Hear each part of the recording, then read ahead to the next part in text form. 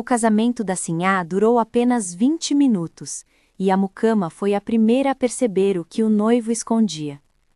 O calor de dezembro tinha o gosto de ferro aquecido e de poeira, assentado sobre o engenho São José como uma camada espessa. Havia um peso no ar que apagava a distância do rio. O vento vinha morno, trazia cheiro de cana e jasmins fora de época, e o cansaço das árvores parecia sussurrar que aquele dia se tornaria memória. Nas varandas da casa grande, as cortinas de musselina tremiam sem vento, como se estivessem esperando algo que todas sabiam e poucas ousavam nomear. Joana conhecia cada gesto daquele dia como se conhecesse a própria sombra.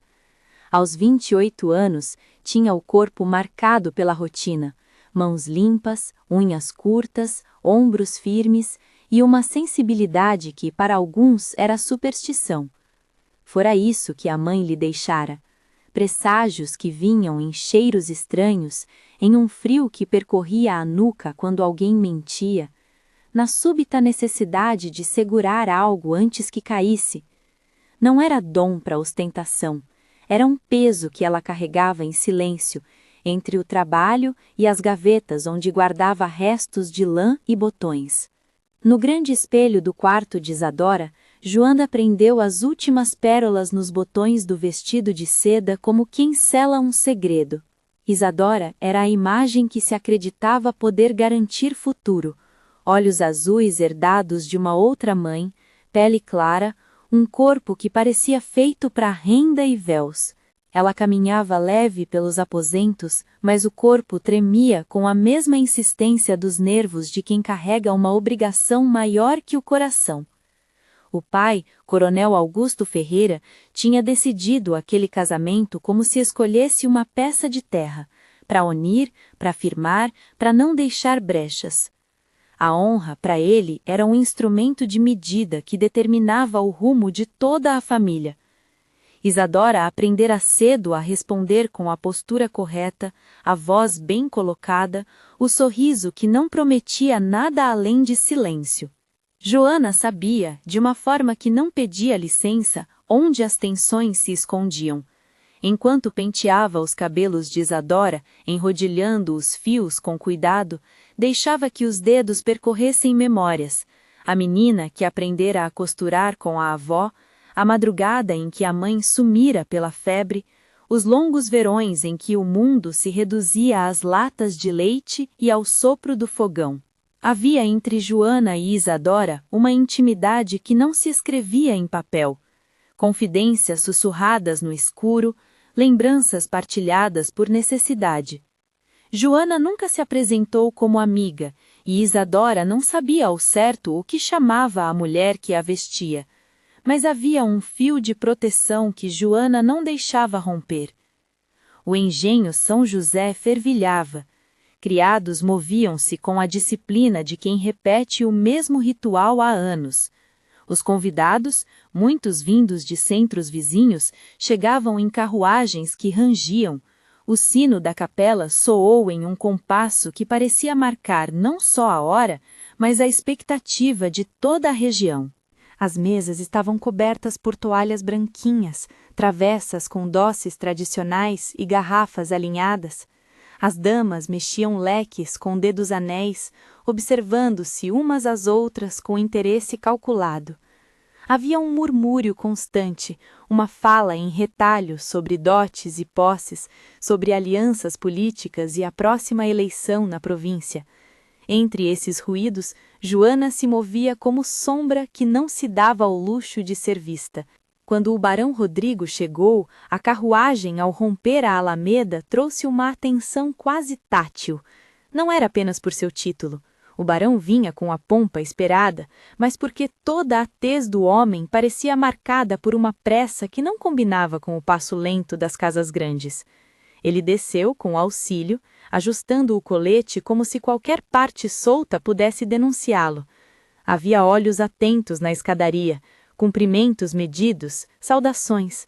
Rodrigo esboçou um sorriso que se desfez em tremor. As mãos, grandes e mal cuidadas, tinham o brilho de quem suava por dentro. Na pequena distância que o separou da entrada da capela, Joana observou algo que ninguém mais parecia notar. Um envelope dobrado, amarelecido pelo tempo, passado de mão em mão até repousar por instantes entre os dedos de Rodrigo. Alguém na carruagem entregara aquilo a ele em silêncio, como se lhe desse uma peça de roupa a ser guardada. Ela sentiu o aperto no peito.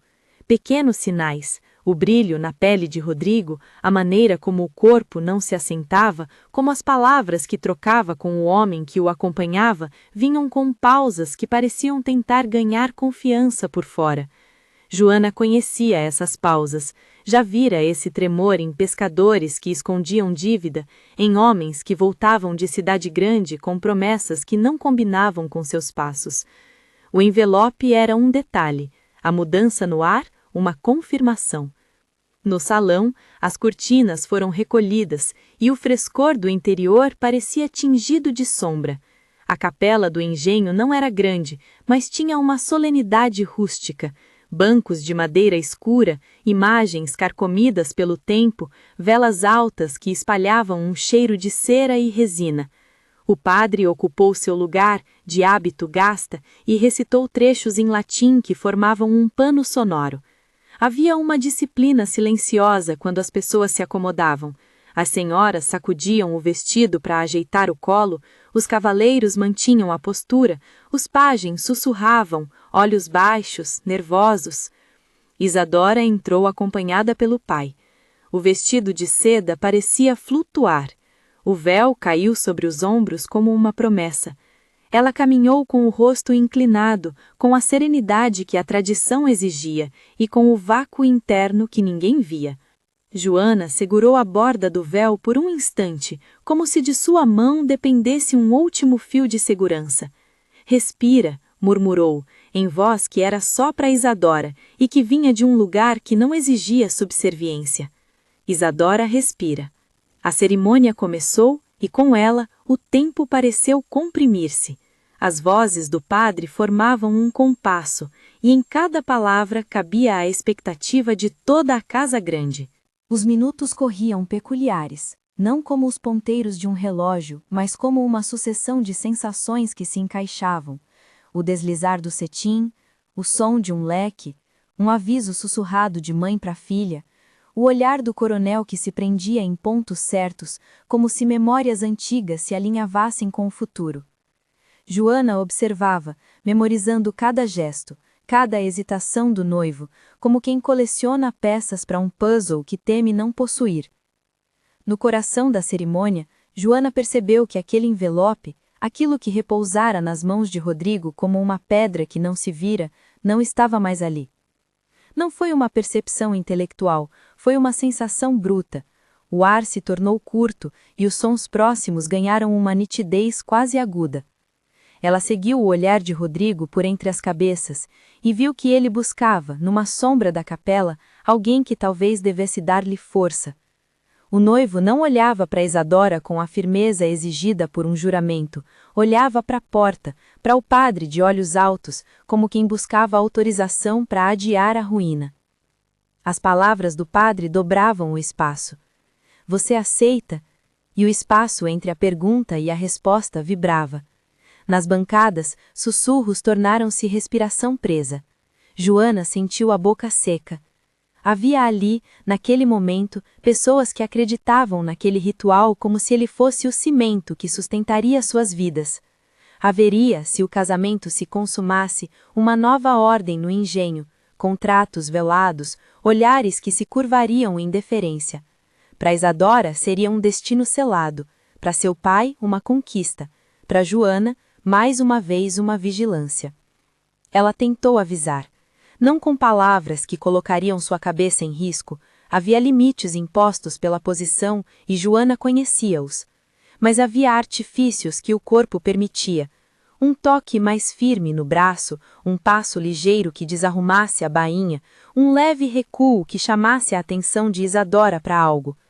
Quando a noiva virou o rosto, Joana aproximou-se como se oferecesse um lenço e deixou escapar, quase inaparente, um sopro de alerta. Não, sinhá, olhe. Era pouco. Era tudo que podia. naquele círculo fechado. O coronel observava a cena com olhos de aço. Havia uma tensão que lhe atravessava a face. As veias do pescoço marcavam-se em linhas duras. Ele vira naquela união a promessa de consolidar o nome, mas havia algo sobre o passado que se agitava como fumaça numa lareira. Joana lembrava de pequenos indícios, cartas rasgadas guardadas no baú do pai, conversas interrompidas quando a menina corria para perto, nomes sussurrados com culpa. Essas coisas não se citavam em voz alta, eram sombras que mordiam a autoridade do coronel quando ninguém olhava. Enquanto o padre proferia as palavras formais, Rodrigo fuzilava as orações com os olhos vagos. Joana notou que ele tocava o anel, um gesto mecânico, sem o calor do juramento. Em algum ponto, um pajem deixou cair uma flor, e Isadora, sempre educada, sorriu com gentileza para quem tropeçara. Naquele sorriso havia a paz aparente de quem aceita um papel imposto. Mas para Joana, havia frinchas que se abriam lentamente, como rachaduras em uma parede que um dia seria impossível de consertar. O relógio moral daquele espaço, não o da torre, mas o que as pessoas carregavam no peito, começou a marcar os 20 minutos com intensidade. Joana sentiu como se uma contagem invisível se aproximasse, segundos que pesavam como pedras. O som das botas no corredor, o veludo do vestido do coronel que rangeu, a gota de suor que correu pela lateral do rosto de Rodrigo, o tilintar leve de um anel. Tudo isso compôs uma série de imagens que Joana registrou com precisão. Havia naquele minuto final antes do rompimento uma espécie de suspensão, vozes baixas, um esforço coletivo para que nada quebrasse a ordem. As janelas, por trancas antigas, deixavam passar uma luz que parecia mais densa, como se o ar escolhesse com cuidado a cor de cada raio. Joana olhou para Isadora e viu uma menina, embora estivesse vestida de mulher. Viu as mãos pálidas que seguravam um buquê de jasmins e não as reconheceu de modo completamente novo. Havia uma pureza melancólica em Isadora, e Joana sentiu, por um estalo, que não podia permitir que aquilo terminasse num engano. E então, num sopro, algo aconteceu fora daquelas suas pequenas elegâncias. A porta da capela, que até ali respondera com o costume de abrir para saudações, bateu, não num sopro, mas num corte seco. Cabeças se ergueram como se puxadas por fios. O som arrebentou o compasso das palavras. Joana fez um movimento instintivo, oblíquo ao banco, o corpo pronto para proteger. O ar pareceu vibrar com uma nova pressão. Alguém havia entrado apressado, e o rosto da pessoa era uma mancha de roupa escura contra a luz do manhã. Um murmúrio percorreu a assembleia como corrente elétrica. Os passos não foram os de um convidado qualquer. Vinha ali a autoridade de quem interrompe com posses e certeza. Havia na entrada uma mulher de negro, acompanhada por homens que traziam no rosto o peso de ordens cumpridas. À primeira vista, notava-se nela uma fúria que vinha de outro lugar, não de ciúme, mas de reivindicação. Ela olhou para o padre, para a assembleia, e sua voz, quando saiu, cortou o ar como faca. Joana ouviu cada sílaba como se fosse solo de uma música antiga. A mulher anunciou que o casamento não podia seguir. Não disse logo tudo, não precisou. A palavra não foi suficiente para que o som da capela se transformasse. Aconteceu num instante. As senhoras estremeceram, os cavaleiros apertaram a mandíbula. A menina que servia vinho deixou o jarro cair. Isadora, que até ali mantivera uma compostura, parou. Seu rosto esmoreceu por um segundo, e Joana sentiu o braço da senhá faltar sobre a força de um vento que não provenia das janelas. O coronel avançou um passo, como se quisesse barrar a entrada, mas a mulher manteve-se firme. Havia em algo em sua postura que não se dobrava à intimidação. A sala ficou de repente pequena. As velas ardiam com uma luz que era mais observadora que cálida. O homem que se achara noiva caiu em distração. Rodrigo, que até então suportara o peso com travessia artificial de senhor, mostrou o rosto por trás de uma máscara que rompiera. Era medo, completo e transparente, uma infância que não costumava mostrar. Joana sentiu a ponta de todos os olhos lançar-se sobre ela, não por ser serva, por ser a que vira o envelope. Seu instinto pedia que dissesse o que sabia, que avisasse o que sentira, mas as palavras, dessa vez, pareciam estar presas ao pano da saia. No lugar de falar, ela apenas observou. Observou a mulher de negro, observou os soldados que a cercavam, observou as mãos que sacavam algo, papéis dobrados, e percebeu, num movimento quase imperceptível, o modo como aqueles papéis reluziam sob o lume. Oficiais, talvez, documentos que pudessem anular aquilo que ali se celebrava. Joana sabia o que eram certidões em vida de engenho, testemunho que assenta verdades duras. Era, enfim, o que faltava para despedaçar uma construção que se erguera sobre silêncio. Alguém murmurou o nome da mulher, Helena de Almeida. O prenome lhe soou com o mesmo choque de metal que nada mais tinha a ver com a pompa do barão. Joana não conhecia Helena por rosto, mas havia na maneira de pronunciar o nome uma história que atravessara a sala e se plantava como uma semente de pânico. O silêncio, então, esticou-se em corda fina. O padre hesitou entre a etiqueta e a ordem. O coronel empalideceu. Isadora, no vértice daquela tempestade, deixou que o véu lhe tremesse nas mãos. Os olhos, antes marejados de expectativa, encontraram a porta como se procurassem uma verdade que finalmente havia decidido atravessar a madeira. Joana viu o coração da sinhá bater sobre o vestido. Não era apenas a consciência de que algo estava errado, era a descoberta de que a vida que lhe fora prometida talvez fosse um teatro. Os primeiros 20 minutos do casamento haviam consumido as formalidades do rito e, em troca, oferecido ao mundo um fio de esperança. Agora esse fio se partia diante de todos. Havia no ar, então, uma sensação de que o tempo se desfez. Um espectador, segurando o leque, deixou cair lágrimas rápidas. Outro soluçou como se a vergonha alheia o atingisse no peito. O homem que se fazia chamar barão deixou de saber seu nome. Rodrigo tentou, por instinto, reunir os restos de sua compostura, mas Joana viu nos olhos dele a confissão antes da palavra. Ele não estava pronto para aquilo. Ninguém ouviu, nesse primeiro instante, a mulher de negro dar detalhes. Suas palavras iniciais foram como um estilhaço. O som de metal cortou o frio. Correntes? Não. Eram os passos das pessoas aproximando-se. Havia naquele bater de móveis e no ranger das portas a certeza de que algo estava sendo arrancado do corpo da casa grande. Joana sentiu que as paredes aspiravam. Pela primeira vez na vida que lembrava, o engenho São José teve um ruído fundo que parecia o próprio mundo se rearranjando.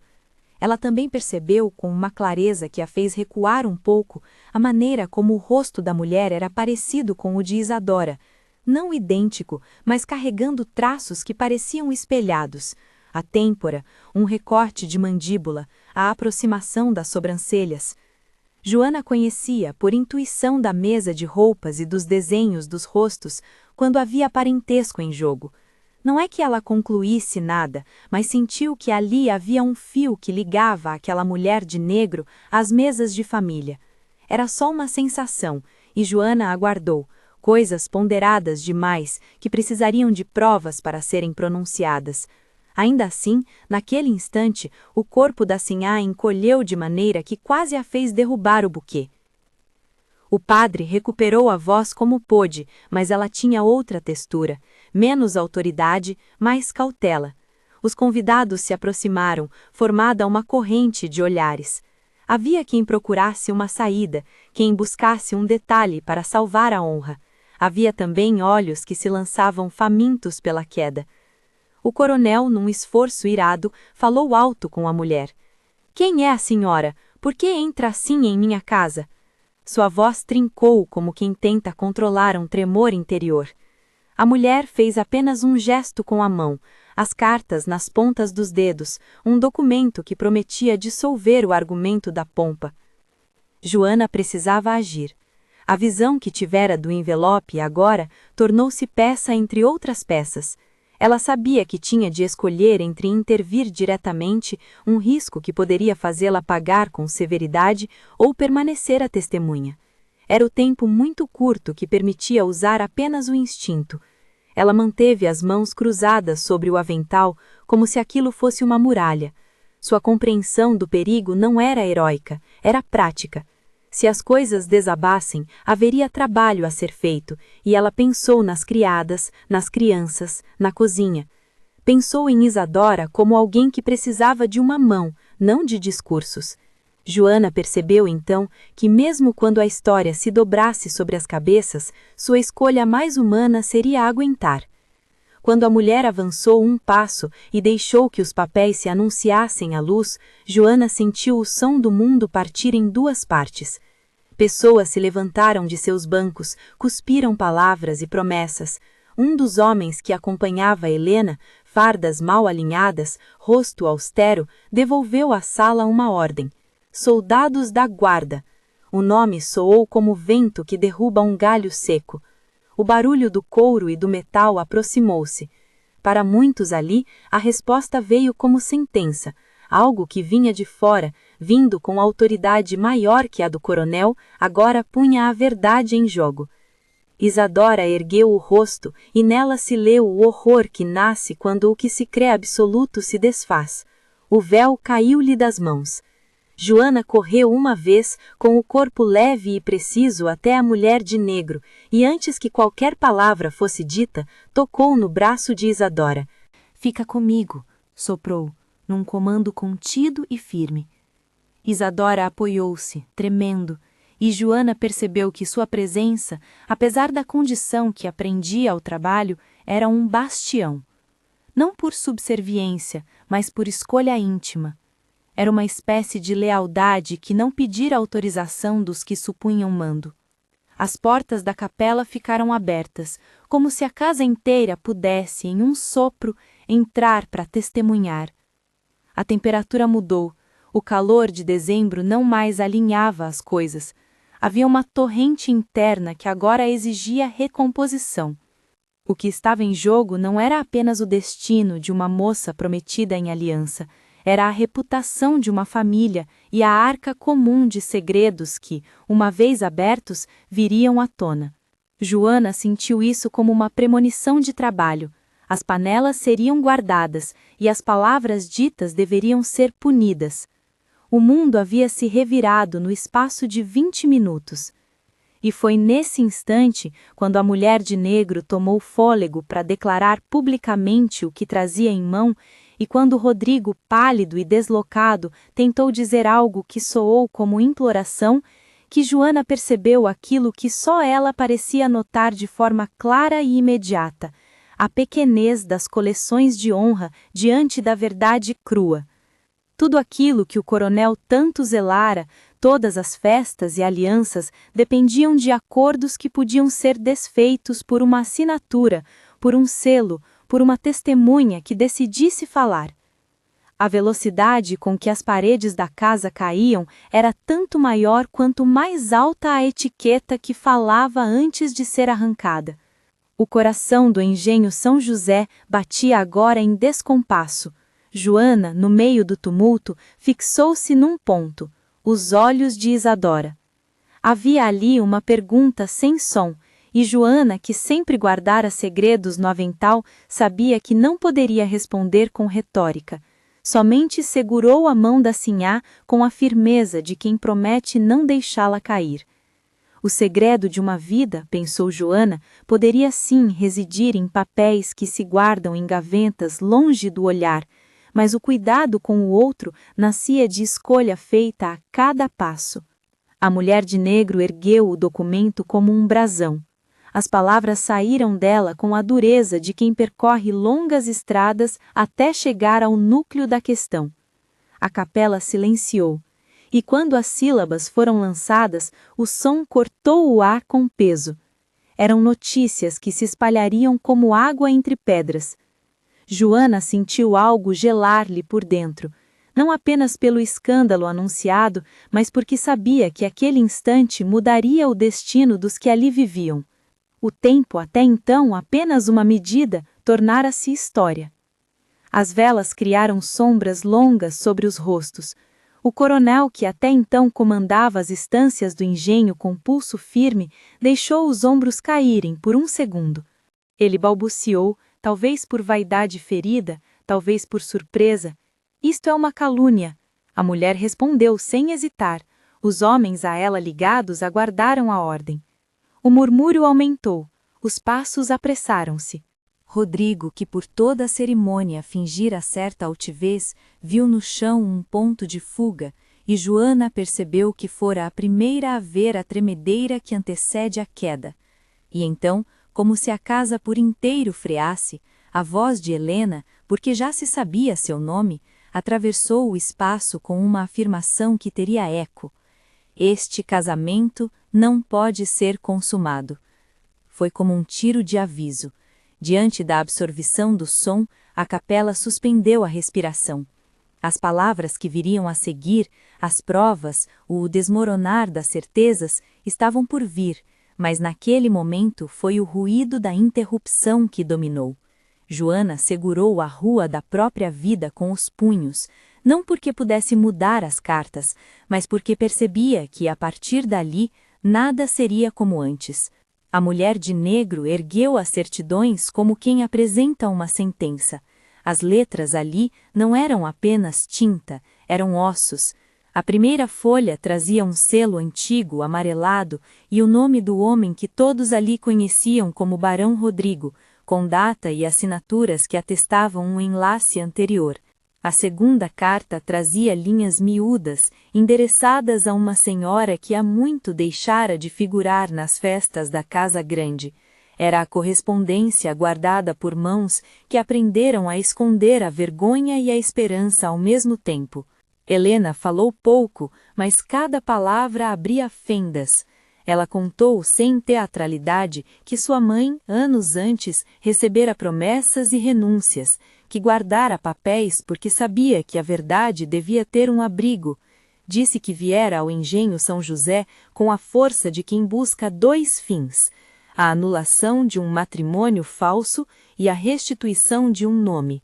Quando pronunciou certidão de casamento, as sílabas caíram no silêncio como pedras.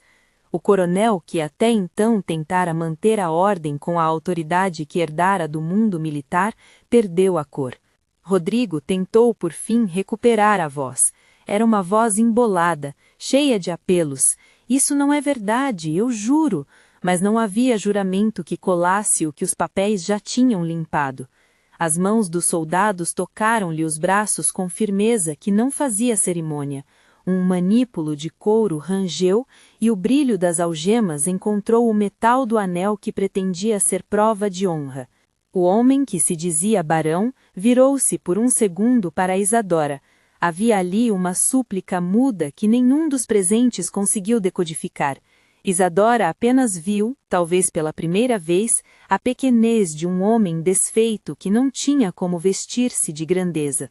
O coronel levantou a voz. Era uma voz cortante, mais do que a raiva. Vinha com a falha de quem se viu traído por si mesmo. "Isto é uma calúnia", bradou, e a intenção da frase parecia tentar alinhar a realidade a uma mentira. Helena, com a serenidade de quem viajara longas estradas, tocou no ponto que ninguém lá tinha coragem de pronunciar. As cartas traziam não só a prova do matrimônio, mas referências a um filho nascido fora dos laços da Casa Grande. Disse sem embaraço que tivera naquela correspondência nomes e trejeitos que se confundiam com o retrato de outra menina. uma menina com olhos azuis que muitos achavam que nunca deixara a pé da varanda do engenho. Joana ouviu a sentença do mundo girar. Sentiu o corpo do coronel murchar como um pano que perdeu a estopa. A família, que durante gerações medira seu valor pelas posses e alianças, viu-se diante de um pecado antigo que nenhuma briga de honra poderia apagar. O nome de Isadora, pronunciado pela primeira vez naquelas cartas, foi como um espelho partido, refletia e fragmentava. As cartas, o coronel começou, e a palavra saiu com a saliva amarga do arrependimento. Ele tentou explicar mais a si mesmo do que aos outros que o passado é uma praia onde as pegadas se apagam com o tempo, mas que havia vestígios que não se podiam esconder para sempre. Contou em murmúrios que pareciam mais um balanço de memória que um amor antigo existira, que promessas foram dadas em juras que depois se tornaram vazias diante das conveniências. Não era uma confissão limpa, era antes um nó de culpa que se desfazia. Isadora ouviu as palavras como se tivessem sido lançadas através de vidro.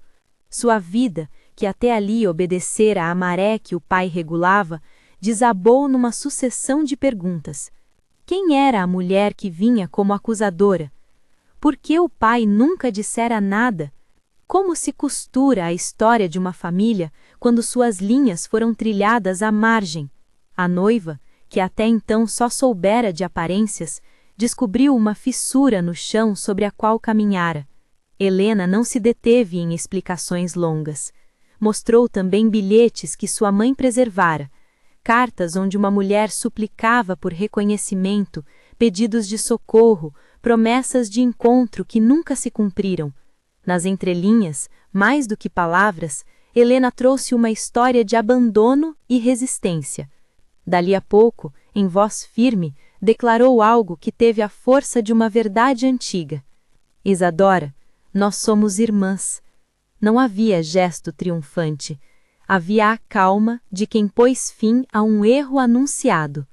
O salão entrou numa quietude que não era paz. O que até ali se assentara como certo, perdeu o peso da certeza. Um convidado recuou com a face pálida, outro cerrou os punhos como se quisesse segurar a própria vergonha. O padre, com os lábios comprimidos, buscou numa etiqueta antiga o que devia dizer, mas também percebeu que a fé, por si só, não resolvia questões de sangue e de lei.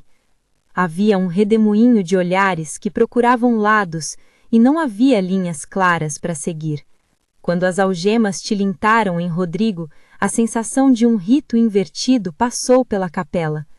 Não era um casamento que se consumava, era um desmantelo público, uma sequência de bocas caladas que agora vislumbravam o próprio corpo da mentira. Os soldados o conduziram com um cuidado cortês, como se levassem um doente. Era um cuidado que o distinguia de quem até então era alvo de losanjas. A humilhação fez-se por fim visível. O homem que fingira a nobreza mostrava-se em trapos de medo. Joana permaneceu junto a Isadora, firme na pequena tarefa de amparar. A mão da sinhá tremia, e Joana a segurava como quem segura uma vela para que não se apague. Não falou muito, não precisava. Seu dom de pressentir estava ali, não como o espetáculo, mas como um fio de cuidado. Pensava, de súbito, nas noites em que vira a sinhá dormir e sonhar com outro rosto, pensou nas cartas rasgadas que talvez um dia o coronel tentara esconder. Joana sabia que a verdade, quando se mostra, exige trabalho. Haveria silêncios a remendar, reputações a se desfazer e vidas a se reorganizar. E, acima de tudo, havia uma mulher à sua frente que perdera um futuro por causa de acordos que nunca pedira fazer. No dia seguinte à explosão, o engenho São José experimentou uma calma pesada, dessas que precedem uma tempestade, ou que deixam ver claramente as rachaduras. Havia portas entreabertas, fogões frios, empregados que caminhavam com a estepada de quem procurava rotinas que não se encaixavam mais. Notícias corriam para as vilas vizinhas, o nome do engenho passou a ser murmurado à distância, como se o mundo, de repente, tratasse aqueles que viviam na grande casa como algo entre um segredo e um escândalo. Rodrigo foi levado para a cidade. Não se falava em condenações, nem havia pompa em mencionar julgamentos. Havia a certeza, porém, de que papéis e testemunhos teriam peso maior do que as brincadeiras de um homem sem escrúpulos. O que se viu depois nas janelas da Casa Grande foi o pai, o coronel, em um tempo de introspecção que não lhe era habitual. Ele caminhava pelos corredores como se cada quadro cobrasse um preço. A autoridade que outrora ditara ordens agora se viu reduzida a perguntas sem voz. Helena partiu depois de fazer o que veio fazer. Deixou, porém, o rastro de uma palavra que nenhum dos presentes esqueceria: reconhecimento. Não exigiu glórias, pediu que a verdade tivesse lugar. No caminho de volta, espalhava-se a versão de uma família despedaçada, e muitos se colocavam em juízo sem conhecer as fraquezas que a história havia guardado. Joana observava tudo com um cansaço que não era só físico. Havia uma compreensão de que o segredo, uma vez revelado, precisa de gente para ser reconstruído. Os dias que se seguiram foram de rearranjos. Isadora trancou-se nos aposentos que, até então, serviam para as festas. As visitas cessaram. As damas que, vindas de longe, passaram a evitar o engenho por constrangimento. O coronel, que antes comandara com punho de ferro, agora consultava papéis, cartas, impressões que nem sempre conseguia decifrar. As criadas cochichavam, os criados olhavam para os lados. A casa, que por muito tempo fora um motor de certezas, perdeu sua engrenagem.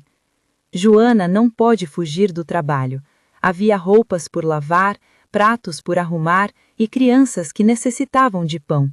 Mas havia também o delicado ofício de cuidar de Isadora. Visitava-a com naturalidade, sem perguntas retóricas, levando chale e comida, lembrando-se de risos antigos para, de leve, puxar a sinhá de volta ao mundo.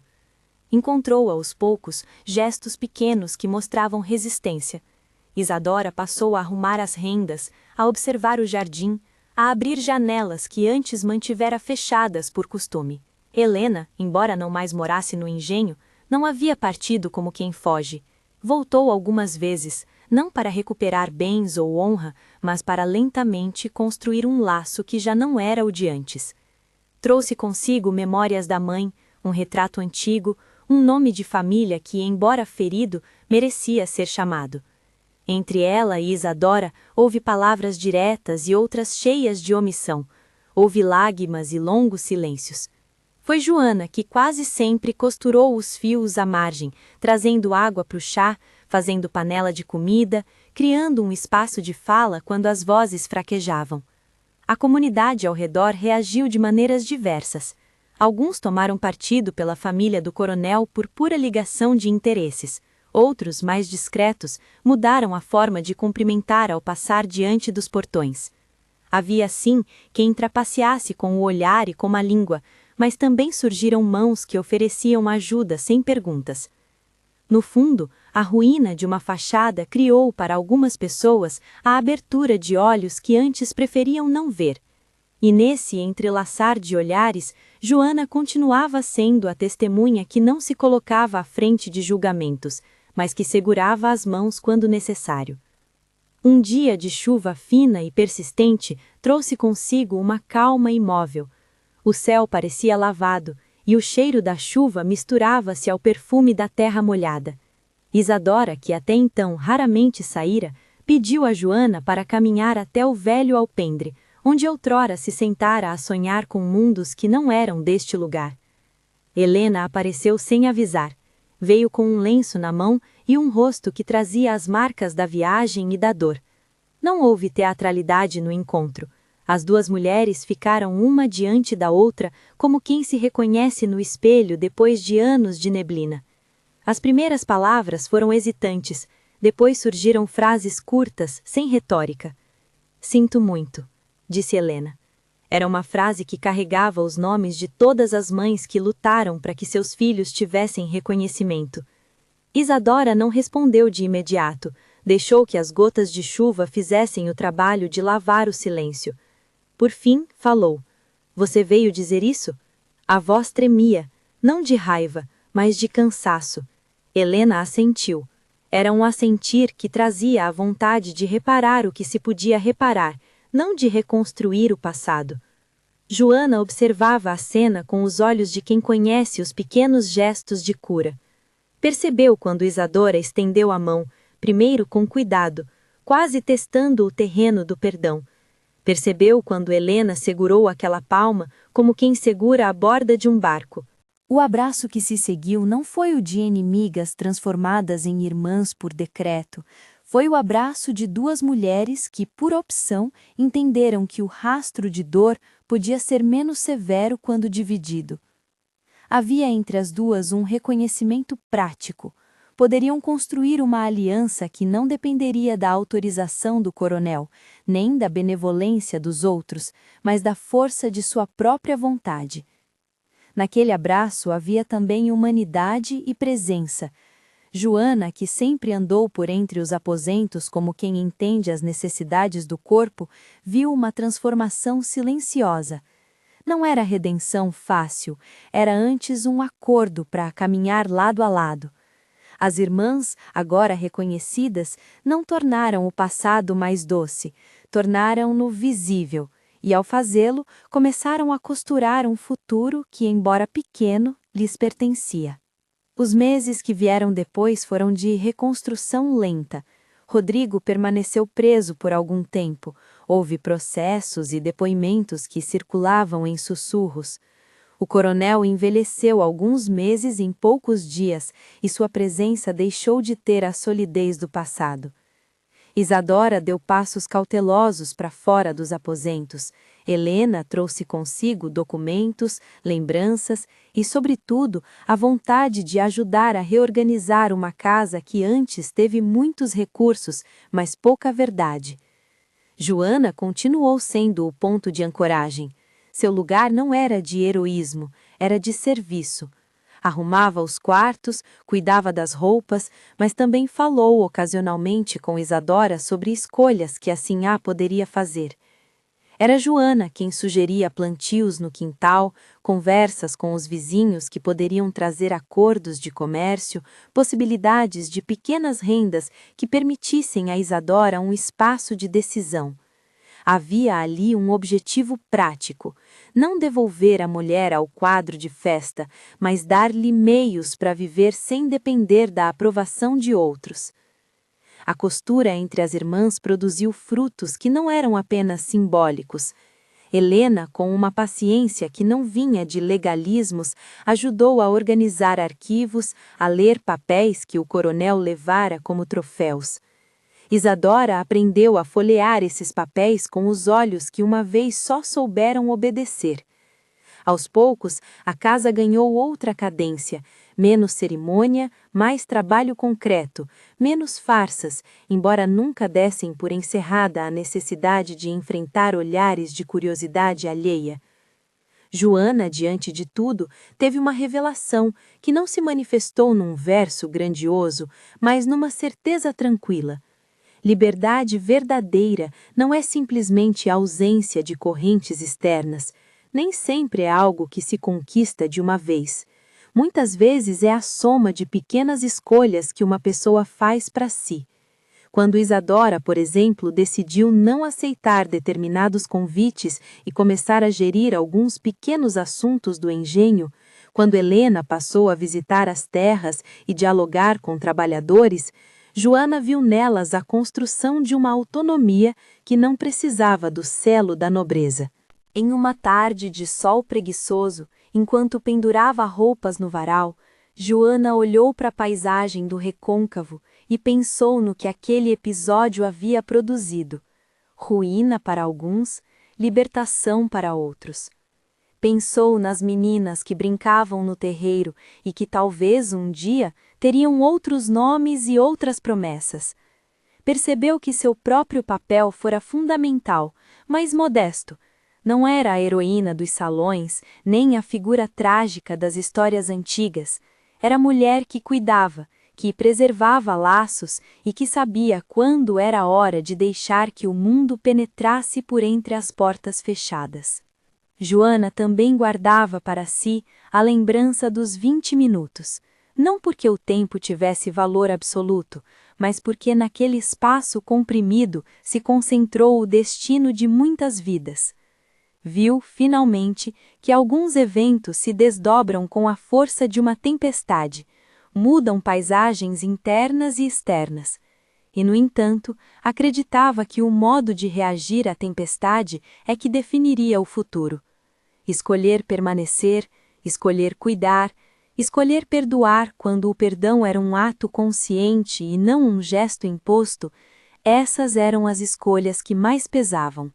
O sol rompeu por trás das nuvens em outro dia, despontando como se quisesse assinar que algo havia mudado no engenho São José. As janelas abriram, as cortinas balançaram e houve um movimento de pessoas que colocavam as mãos no trabalho comum. Havia inclusive um toque de leveza nos passos, não o mesmo que antes, pois algumas coisas não se recuperam, mas um leve alívio por perceber que viver segue adiante. Isadora e Helena plantaram, juntas, um arbusto de jasmins no canteiro da frente. Joana, que acompanhava, sentiu que aquilo era mais do que plantar flores. Era símbolo de que dali a pouco, talvez, o cheio das lembranças do passado se misturaria com algo novo. Quando a noite veio e as velas acenderam na capela, não houve celebração pública. Havia sim um jantar simples, onde algumas vozes conversaram sobre reparos e contas e pequenas mudanças. Era um encontro de pessoas que aprenderam que o futuro não é dado, é construído. Joana serviu o café com a mesma destreza de sempre, e ao fazê-lo, percebeu que sua liberdade também estava em poder tomar decisões, pequenas, práticas, que ajudavam a tecer aquilo que ainda se podia salvar. A história do casamento, que durou apenas 20 minutos, correu ainda por muito tempo entre as casas das redondezas. Alguns a contavam com escárnio, outros com compaixão. Muitos, talvez a maioria, viram nela apenas um escândalo que daria boas histórias para as festas do domingo. Mas quem viveu naquele chão sentiu mais profundo a possibilidade de outra ordem, que a verdade, quando revelada, quebra máscaras e também permite a possibilidade de reparação. Joana, por sua vez, aprendeu que sua intuição era um modo de contribuir para que as pessoas fossem menos enganadas por aparências, e que esse cuidado, embora vinde de uma condição marcada pela servidão, não era menos digno. Meses transformaram-se em anos. O coronel envelheceu. O seu mundo encolheu a ponto de caber numa cadeira de balanço no alpendre.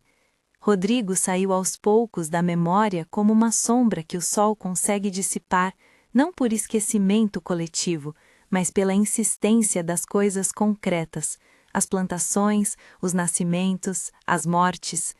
Helena e Isadora não apagaram os traços do que viveram.